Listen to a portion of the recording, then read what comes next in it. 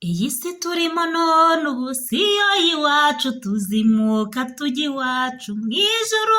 Iyi si y'amahane ubu si yo y'iwacu, tuzimuka tujya iwacu mu ijuru.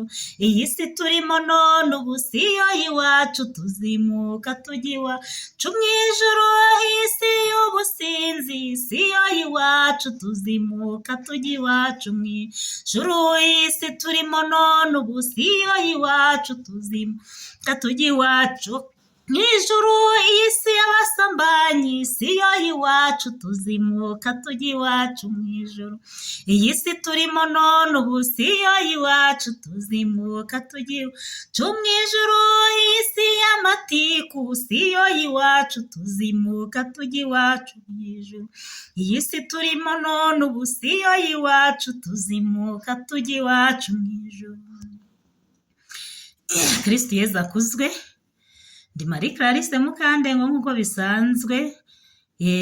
Mu kanya twari tumaze kuganira ndi kubabwira ku kibazo kiriho ubu ngubu cyugarije isi, ikibazo cy'ubusambanyi, ikibazo cy'ubusinzi. Nta muntu ukizera undi, uhamagara umuntu ngo ni muri inshuti, ejo akaba ariwe ugusenyera.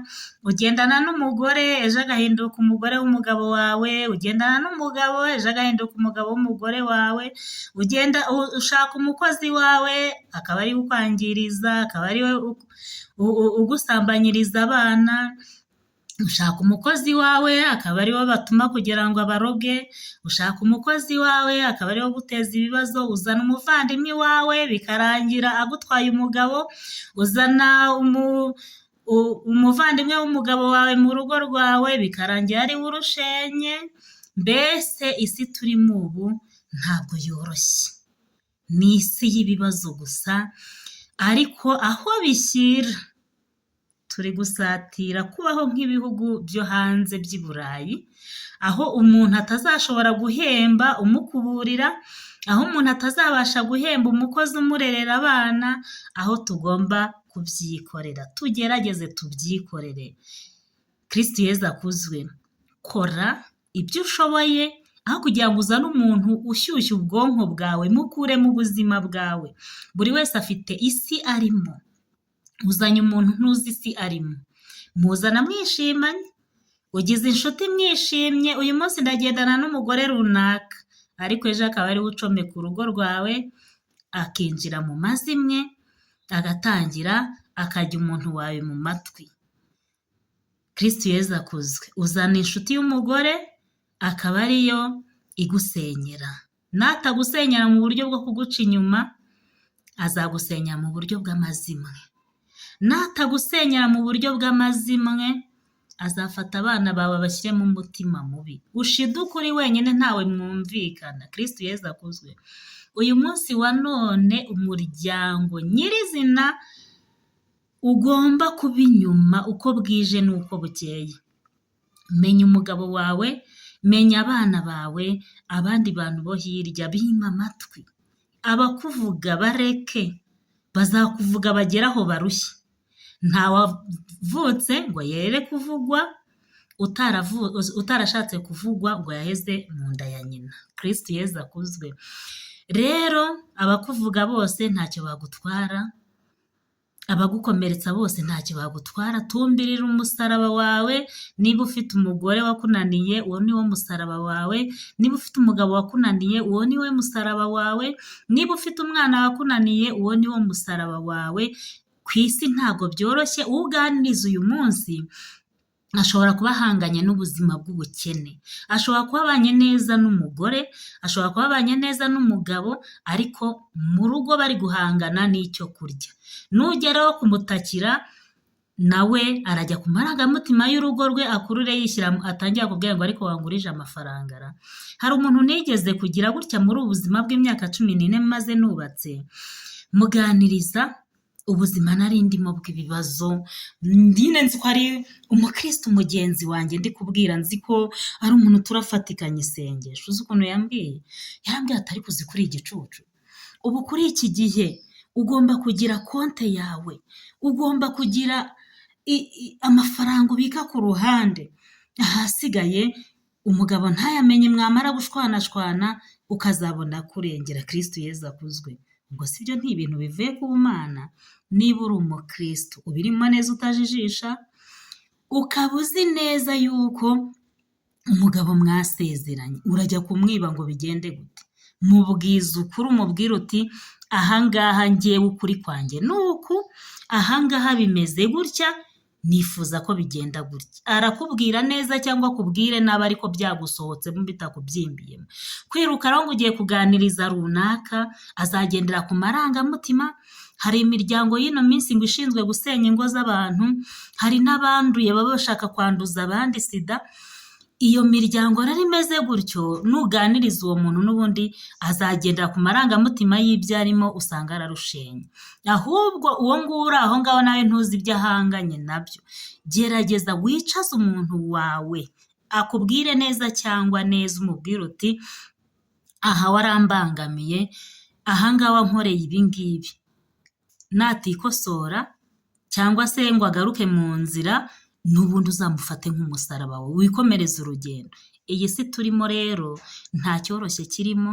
Kuganiriza umuntu ukujyana mu kabari ngo mugiye kwimenamo rimwe, uri gusenya umutungo, uri gupfusha ubusa umutungo wawe n'umugore wawe. Kuvuga ngo ugiye mu mazimwe, ugiye kwirirwa uvuga umuntu, ibyo nabyo ntibigusenya, ntacyo bikunguraho, ahubwo urataha warwaye uburwayi bwa roho. Niba udashoboye kuganiriza uwo muntu wawe, ba wenyine wibere mu rugo rwawe, umwihorere neza neza. Igihe n'igihe Imana yo nyir'ubuntu budashira izagira gutya yoroshye umusonga. Niko umukristo agomba kubaho. Igihe cyose ubona bikunaniye, fata igihe cy'ikiruhuko. Niba ubona watwawe n'uburwayi bwa roho cyangwa bwo mu mutwe, gerageza uruhuke bihagije. Niba ubona abantu bakuze, buri wese akuriho, akabaye kose ni wowe uri kuvugwa, ima amatwi abantu ubundi ube wenyine. Ya magambo namara gushira, utambuka ubiyereke babone ko ntacyo bakoze, usenga Imana gusa. Naho ubundi nuhugira mu kujya gutega amatwi ibyo bakuvuze, n'ubundi uko byagenda kose ntuzananirwa kuvugwa.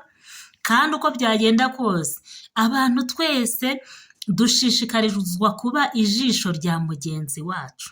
Nuvuga ngo uyu munsi wa none niba uri ijisho ryanjye, nanjye nkaba ijisho ryawe, n'ubundi icyo nzavuga kibi uzakivuga, icyo nzavuga cyiza uzakivuga. Niyo mpamvu rero niba abantu twese twarabaye injajwa, niba abantu twaraje ku mbuga nkoranyambaga turi injajwa, tugize gute? Uko wagira kose hari ibyo utazakuraho. Niba twese tujya mu rusengero twasinze, niba uyu munsi n'abarokore bemerewe kujya mu rusengero baraye mu kabyiniro, niba uyu munsi abarokore nabo bemerewe kujya mu rusengero baraye banyweye, baraye mu ndaya, none se ubwo Roho Mutagatifu azururukira hehe nshuti zanjye? Turasabwa iki rero? Gusukura roho zacu, gusukura imibiri yacu, gusukura imitima yacu. Ingoro ya Yezu, ingoro ya Roho Mutagatifu ni imibiri yacu. Naho hariya mu rusengero cyangwa hehe ni ukugenda. Hari abagenda bagiye kuruhura ubwonko, hari abagenda bagiye gushaka inshuti nshyashya, hari abagenda bagiye gushaka, mbese buri wese aba afite ikintu kimujyanye. Mbere na mbere sukura umubiri wawe, sukura roho yawe, sukura ubuzima bwawe. Ahasigaye dukore. Kristo Yezu akuzwe. Haranira gukora.